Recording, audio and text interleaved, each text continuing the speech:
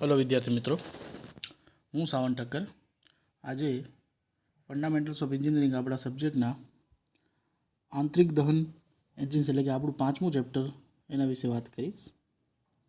આંતરિક દહન એન્જિન એનો મતલબ એમ થાય છે કે જે વર્કિંગ ફ્લુઇડ જે વર્કિંગ મીડિયમ છે એ કઈ બાજુ હશે તો કે અંદરની બાજુ। આઈસી એન્જિન એટલે કે ઇન્ટરનલ કમ્બસ્શન એન્જિન બે પ્રકારના એન્જિન આવે મેઇનલી, एक है आईसी एंजिन, एक है ईसी एंजिन। ईसी एंजिन में एक्सटर्नल कम्बस्टन एंजिन होय એટલે કે જે કમ્બસ્ટન થાય છે, જે એનું દહન થાય છે, ફ્યુલનું જે બળતણનું દહન થાય છે એ ક્યાં થાય છે?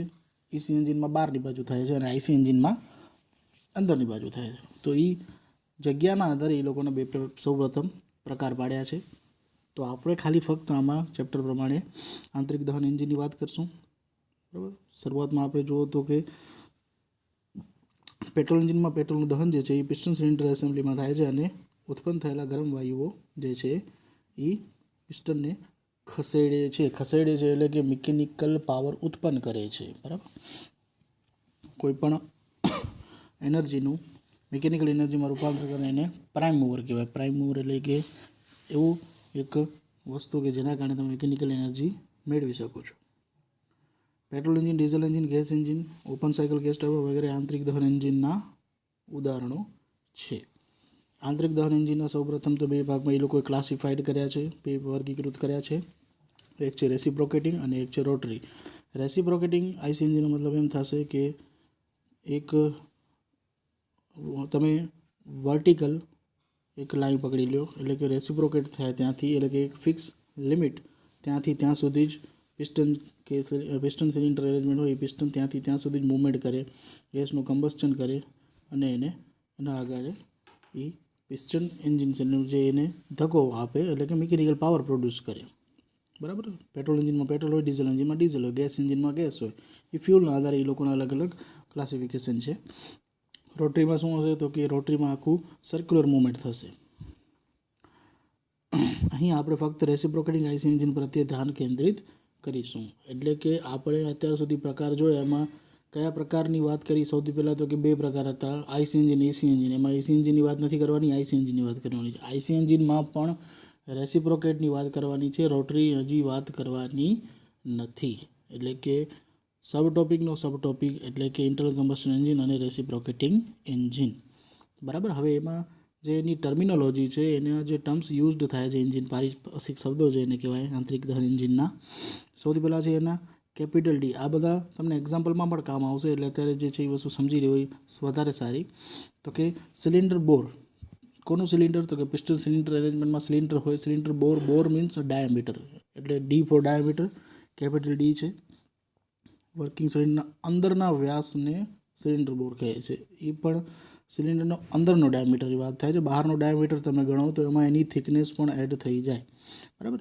પિસ્ટન વિસ્તાર, વિસ્તાર મીન્સ એરિયા, એરિયા એ ફોર એરિયા એટલે એમાં આવશે કેપિટલ એ। શું આવે તો કે π/4 d²।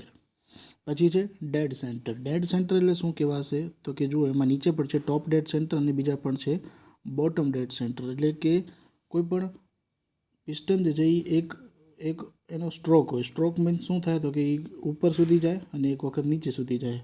એક મેક્સિમમ લિમિટ ઉપર સુધી, મિનિમમ લિમિટ નીચે સુધીની। તો જ્યાં સુધી મેક્સિમમ કે મિનિમમ લિમિટ છે એને ડેડ સેન્ટર કહેવાય કે એનાથી જે આગળ જઈ શકતો નથી। તો એ એક એનું એક લિમિટ આવી ગઈ, એક હદ આવી ગઈ અને એ લોકો કહેશે એમાં વધારે એના વિશે વાંચીએ તો કે જે બિંદુએ વર્કિંગ પિસ્ટનની ગતિ બદલાય છે એટલે કે એમાંથી એ વસ્તુ પાછી આવે છે, ચેન્જ થાય છે, તે બિંદુને ડેડ સેન્ટર કહે છે। એટલે કે પિસ્ટન જ્યારે ઇનવર્ડ અથવા આઉટવર્ડ સ્ટ્રોકના અંતે જે છેવટના બિંદુ હોય છે તેને સ્થિતિને ડેડ સેન્ટર કહે છે। ટોપ ડેડ સેન્ટર એટલે કે ઉપરની બાજુ, બોટમ ડેડ સેન્ટર એટલે કે નીચેની બાજુ। સ્ટ્રોક લેન્થ એટલે કે એક ડેડ સેન્ટરથી બીજા ડેડ સેન્ટર સુધીના અંતરને સ્ટ્રોક લેન્થ કહે છે। એટલે કે જેટલી મૂવમેન્ટ કરશે એને એની સ્ટ્રોક લેન્થ કહેવાશે। એમાં કેપિટલ એલ આપ્યું છે એને। સ્ટ્રોક વોલ્યુમ અથવા ડિસ્પ્લેસમેન્ટ વોલ્યુમ અથવા પિસ્ટન સ્વેપ્ટ વોલ્યુમ, બરાબર છે।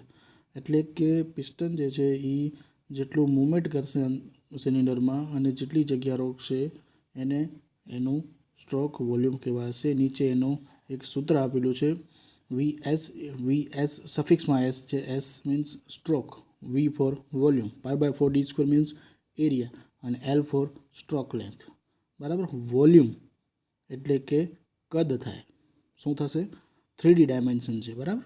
એરિયા વિસ્તારની વાત કરતા હતા ત્યારે 2D ડાયમેન્શન હતું, એટલે કે 3D ડાયમેન્શનમાં કેટલા યુનિટ હોય તો કે 3 યુનિટ હોય, એટલે π/4d² એ એરિયા થયો અને એના પૈકી શું આવી, એની લેન્થ આવી, બરાબર.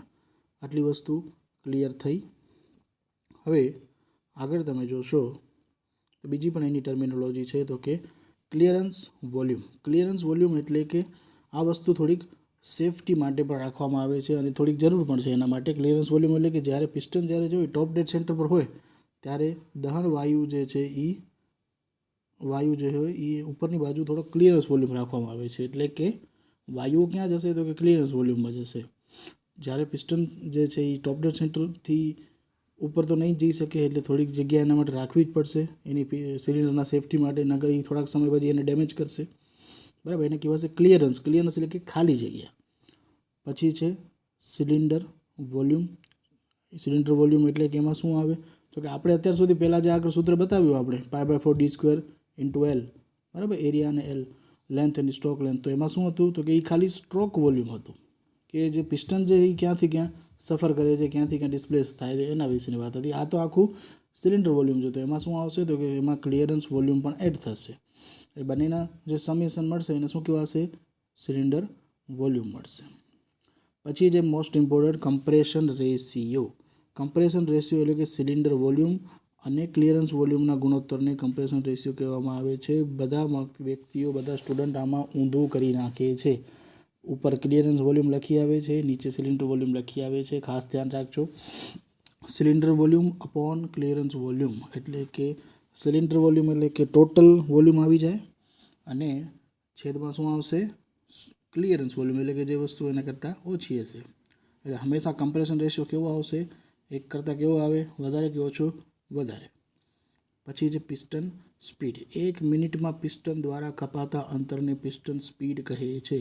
પિસ્ટન સ્પીડ 1 મિનિટમાં કીધી છે, યાદ રાખવી. 2ln. L means stroke length, n means number of times. 2 એટલે કે ઉપર નીચે 2 વખત થાય છે, એટલે એ લોકો 2 લખી છે. મીટર પર મિનિટ, મિનિટ છે, અને n જે છે એ RPMમાં હોવી જોઈએ, બરાબર છે. અહીંયા ફંક્શન્સ ઓફ આઈસી એન્જિન પૂછ્યા છે, તમને ફંક્શન્સ પણ પૂછી શકે છે અને ક્લાસિફિકેશન પણ પૂછે છે. આ બધું IMP છે. ટર્મિનોલોજી આપણે સમજવી જરૂરી છે, બરાબર. પૂછી પણ શકે છે ટર્મિનોલોજી, અને એના દાખલા તો પૂછાવાના જ છે. આઈસી એન્જિન સિલિન્ડરમાં રેસિપ્રોકેટ થતો પિસ્ટન હોય છે, જેને કનેક્ટિંગ રોડ દ્વારા ક્રેન્ક શાફ્ટ સાથે જોડેલો હોય છે. આની ફિગર બતાવીશ ત્યારે તમે વધારે સમજશો. એમાં પણ વધારે કનેક્ટિંગ રોડ એટલે શું કરશે તો કે એક પિન હશે, એના કારણે બંને વસ્તુને જોડેલી હશે. ફક્ત હવા ભરેલા સિલિન્ડરમાં કમ્પ્રેશનના અંત પહેલાં ફ્યુલનો સ્પ્રે કરવામાં આવે છે. કમ્પ્રેસ્ડ ચાર્જને કમ્પ્રેશન દ્વારા ઉત્પન્ન થયેલી ગરમીથી અથવા સ્પાર્ક દ્વારા દહન કરવામાં આવે છે. હવે આ વસ્તુ શું કહેવા માંગે છે, સ્પાર્ક દ્વારા દહન કરવામાં આવે છે. તમે કોઈ પણ ડીઝલ ગાડીમાં સ્પાર્ક પ્લગ જોયો છે? નથી જોયો, બરાબર. ડીઝલ ગાડીમાં કોઈ દી સ્પાર્ક પ્લગ હોય? પેટ્રોલ એન્જિનમાં, પેટ્રોલ ગાડીમાં હોય સ્પાર્ક પ્લગ, સેલ સ્ટાર્ટ હોય, સ્પાર્ક પ્લગ હોય. સેલ સ્ટાર્ટ મતલબ એ છે ને, સ્પાર્ક પ્લગ હોય એના કારણે બેટરીથી એ વસ્તુ સ્પાર્ક થાય, એટલે કે પેટ્રોલ જે છે એના કારણે સ્પાર્ક થઈને એ વસ્તુ ચાલુ થઈ શકે છે. પણ ડીઝલ એન્જિનમાં એ વસ્તુ કેવી રીતે કરવી પડે તો કે એને પ્રેશર આપવી પડે, અને ઉપરથી વધારે દબાણ આપવું પડે, તો જ એ વસ્તુ ડીઝલ એ જલ્દીથી ફ્લેમેબલ થાય. પેટ્રોલ વધારે ફ્લેમેબલ છે કમ્પેરેડ ટુ ડીઝલ, એટલે એમાં સ્પાર્ક પ્લગ આવે છે, આમાં આવે નહીં. એટલે પિસ્ટનને ધક્કો મારે છે, એટલે કે મિકેનિકલ વર્ક ઉત્પન્ન થાય છે. પિસ્ટનના આ વર્કને ઓસિલેટિંગ કનેક્ટિંગ રોડ દ્વારા ક્રેન્કશાફ્ટ પર પહોંચાડે છે. ક્રેન્કશાફ્ટ એટલે કે જે મિકેનિકલ પાવર ઓરિજિનલ જ્યાં ટ્રાન્સફર થાય છે એને કહેવાશે એનું ક્રેન્કશાફ્ટ. બીજા બધી એપ્લિકેશન્સ લખી છે એમાં, એરક્રાફ્ટને એમાં બધામાં ઉપયોગ થાય છે. આઈસી એન્જિનમાં ફ્યુલનું દહન કરીને રાસાયણિક એનર્જીનું હીટ એનર્જીમાં રૂપાંતર થાય છે, બરાબર. આઈસી એન્જિન શું કરશે કે ફ્યુલનું દહન, ફ્યુલમાં કઈ એનર્જી છુપાયેલી હોય તો કે કેમિકલ એનર્જી, એટલે કે રાસાયણિક ઉર્જા એમાં છુપાયેલી હોય, અને એનાથી આપણે મિકેનિકલ એનર્જી એટલે યાંત્રિક એનર્જી, એટલે કે કોઈ પણ ધક્કો પ્રોડ્યુસ કરે, કોઈ પણ વર્ક કાર્ય મળે તમને એના કારણે, એને કહેવાશે મિકેનિકલ એનર્જી. કોઈ પણ એવી નથી કે જ્યાં કને ઉષ્મા ઉર્જાનું ઉત્પન્ન થાય કે નાશ થાય, ફક્ત એક સ્વરૂપમાંથી બીજા સ્વરૂપમાં ટ્રાન્સફર થઈ શકે. આ બધા જે હું નિયમ બોલું છું એ થર્મોડાયનેમિક્સના નિયમો છે, બરાબર. એટલે આઈસી એન્જિન જે છે એ ફ્યુલમાં રહેલી રાસાયણિક એનર્જીનું મિકેનિકલ વર્કમાં રૂપાંતર કરે છે. હવે ખાસ ઇમ્પોર્ટન્ટ છે આઈસી એન્જિનનું વર્ગીકરણ. આઈસી એન્જિનનું વર્ગીકરણ છે એ ફ્યુલના પ્રકારના આધારે છે. તો કે પહેલાં ડીઝલ આવે, પછી પેટ્રોલ આવશે અને પછી ગેસ આવશે, બરાબર. યાદ રાખતા હોજો ભેગા ભેગા. સિલિન્ડરની એક્સિસની પોઝિશનના પ્રમાણે, એટલે કે સિલિન્ડર જે છે એ એક્સિસ કઈ રીતે છે કે વર્ટિકલ છે કે હોરિઝોન્ટલ છે કે રેડિયલ એન્જિન છે કે વી એન્જિન છે. જેટલા પણ છોકરાઓ કે છોકરીઓ આ વિડીયો જોતા હશે એ લોકોને વધારે વી એન્જિન માટે હું તમને કહું તો કોઈ પણ તમે બાઇકો જોતા હો એમાં ડબલ સિલિન્ડર હોય અને એનો શેપ વી આકારનો હોય. વી એન્જિન ખાસ કરીને બાઇકોનો કે એનો શોખ હોય તો હાર્લી ડેવિલ્સનની ગાડીઓ જે હોતી હશે, બરાબર, એમાં તમે કદાચ સર્ચ કરશો નેટમાં તો એના તમે ઇમેજીસ જોશો તો એમાં વી એન્જિન આપેલું હશે, બરાબર. તો એ વી એન્જિન તો કે નથી એમાં હોરિઝોન્ટલ, નથી એમાં વર્ટિકલ, વી શેપમાં છે, એટલે એનું નામ આપ્યું છે વી એન્જિન.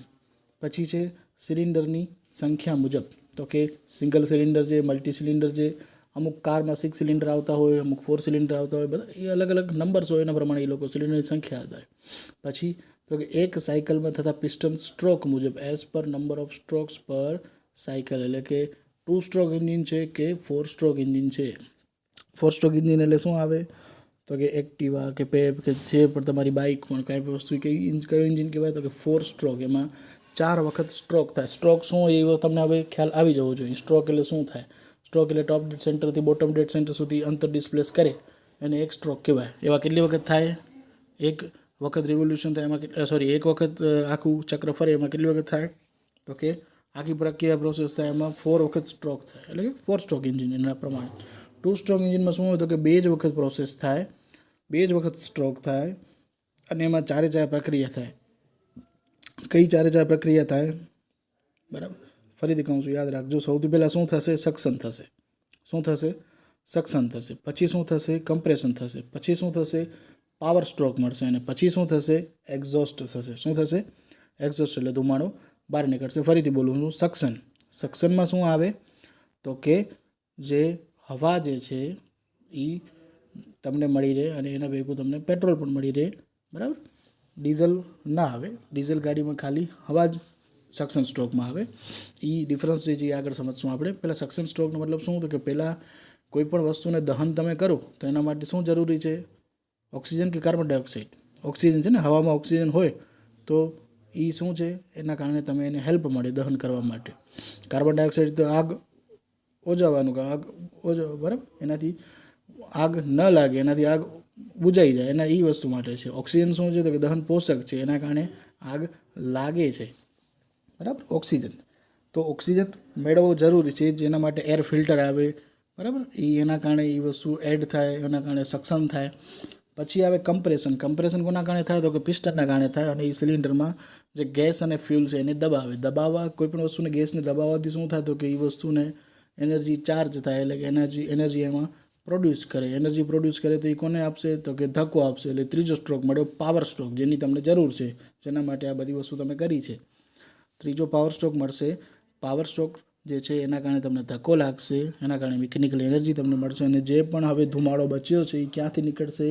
એક્ઝોસ્ટ સ્ટ્રોકમાંથી નીકળશે. આ 4 પ્રક્રિયા જે છે એ 4 પ્રક્રિયા તમને કેટલા સ્ટ્રોકમાં થઈ તો કે 2 સ્ટ્રોકમાં થઈ તો 2 સ્ટ્રોક એન્જિન કહેવાય અને 4 સ્ટ્રોકમાં થઈ તો 4 સ્ટ્રોક કહેવાય. 4 સ્ટ્રોકમાં એક સ્ટ્રોકમાં એક પ્રોસેસ થશે એટલે 4 સ્ટ્રોક એન્જિન અને 2 સ્ટ્રોકમાં એક જ સ્ટ્રોકમાં 2 પ્રોસેસ થશે. સમજી લો કે પહેલો સ્ટ્રોક થયો તો એમાં સક્શન પણ થયું અને કમ્પ્રેશન પણ થયું. બીજો સ્ટ્રોક થયો તો એમાં પાવર સ્ટ્રોક પણ મળ્યો અને એક્ઝોસ્ટ પણ થઈ ગયું. 2 સ્ટ્રોક એન્જિનનું તમને સમજવું હોય તો આપણી જે લ્યુના આવતી જૂની, બરાબર, એનામાં એ 2 સ્ટ્રોક એન્જિન આવતા. 2 સ્ટ્રોક એન્જિન જે છે એ થોડાક કેપેસિટી એ લોકોની ઓછી હોય અને 4 સ્ટ્રોકની થોડીક વધારે હોય, પાવર વધારે હોય. હવે છે ગવર્નિંગ. આ બધા તમને યાદ રાખવાના છે. 8 જે છે તમે એમાંથી 3 માર્કમાં કે 4 માર્કમાં પૂછાઈ શકે છે કે આઈસી એન્જિનના વર્ગીકરણ કરો અને એને સમજાવો અને કોઈ એના પ્રકાર પણ લખો, બરાબર. એટલે કે ગવર્નિંગ પદ્ધતિ આધારે એઝ પર ગવર્નિંગ સિસ્ટમ. હવે ગવર્ન કરવું એટલે શું? તો કે એક આવશે ક્વોલિટી ગવર્નિંગ અને એક આવશે ક્વોન્ટિટી ગવર્નિંગ. મેં તમને હમણાં જ વાત કરી કે પેટ્રોલ અને ડીઝલ, એના ઉપરથી તમે આ સમજી શકશો. તો કે ક્વોલિટી ગવર્નિંગમાં શું આવે? તો કે આપણે ક્વોલિટી ગવર્નિંગ એટલે કે પેટ્રોલ એન્જિન અને ક્વોન્ટિટી એટલે કે તમે સમજી લો તો ડીઝલ એન્જિન. શું મતલબ છે આનો? તો કે પેટ્રોલમાં એર પણ આવે, એમાં ઓક્સિજન પણ આવે ભેગું, અને પેટ્રોલ પણ ભેગું કમ્બસ્ટ થાય. ડીઝલ એન્જિનમાં કોઈ દિવસ ભેગું ડીઝલ પણ ભેગું કમ્બસ્ટન પ્રોસેસ થાય નહીં, એના ભેગું એ વસ્તુ ત્યારે સળગે નહીં. બરાબર. ડીઝલ એન્જિનમાં સક્શન સ્ટ્રોકમાં ખાલી જ હવા આવે, કોઈ બળતણ આવે નહીં. તો આ બધી વસ્તુ રેગ્યુલેટ કોણ કરે? સમજી લો કે આપણે સવારમાં ગાડી ચાલુ કરીએ છીએ, કોઈ પણ બાઇક કે કાંઈ પણ કાર ચાલુ કરીએ છીએ. શરૂઆતમાં ડાયરેક્ટ ચાલુ થઈ જાય છે. શિયાળાની ઋતુ છે તો શું સીધું ચાલુ થઈ જશે?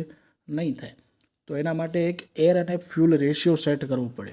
તો એ શું આપણે દર વખતે સેટ કરીએ છીએ પોતે કે ભાઈ હવે પેટ્રોલ વધારે જોઈશે, હવે ઓછો જોઈશે? બાઇકોમાં ને એક્ટિવામાં થતું હોય છે કે ચોક મારીએ છીએ આપણે. તો એ ચોક શું કરીએ છીએ? એક પ્રકારનું તમે ત્યાં રીચ મિક્સર કરો છો, એટલે કે જે પેટ્રોલનું પ્રમાણ છે એ કેવું કરી નાખો છો? વધારે કરી નાખો છો. આ તો પોતાની રીતે થાય છે, બાકી પોતાની રીતે એન્જિન પણ સેટ કરી શકે છે.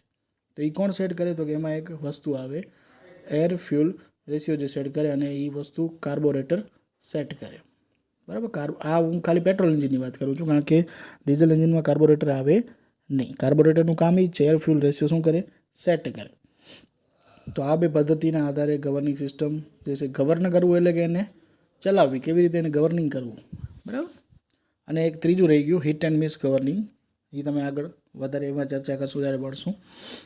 હવે એને ફિગર સાથે સમજશું તો જરા વધારે ખબર પડશે તમને. એઝ પર ઇન્જિન સ્પીડ, એટલે કે ધીમી ગતિનું છે કે મધ્યમ ગતિનું છે કે હાઈ સ્પીડ ગતિનું છે. બરાબર. એમાં જે રેન્જ લખી છે 400 આરપીએમ. આરપીએમ એટલે રોટેશન પર મિનિટ, રિવોલ્યુશન પર મિનિટ પણ કહી શકો તમે એને. સ્લો સ્પીડ, મીડિયમ સ્પીડ 400 થી 900 અને 900 થી ઉપર એટલે high speed. As per cooling system, તો એમાં છે વોટર કુલ્ડ છે, એર કુલ્ડ છે, અને હજી એક ઓઇલ કુલ્ડ પણ આવશે, પણ આમાં નહીં લખ્યું હોય ભલે. તો બે યાદ રાખવા સરસ છે, વાંધો નહીં આવે. વોટર કુલ્ડ અને એર કુલ્ડ એન્જિન. અને હજી એક છે ignition, as per ignition system. Ignition એટલે કે સ્પાર્કથી, અને એક તમે કરો કમ્પેરિઝન. એકને કહેવાય એસઆઈ એન્જિન ને એકને કહેવાય સીઆઈ એન્જિન. એસઆઈ એટલે કે સ્પાર્ક પ્લગ એન્જિન, અને એકને કહેવાય ઇગ્નિશન સિસ્ટમ, અને એક કહેવાશે કમ્પ્રેશન ઇગ્નિશન, એટલે કે એમાં કમ્પ્રેશનમાં એ વસ્તુ દબાણ થાય. બરાબર. આવા 8 પ્રકાર છે.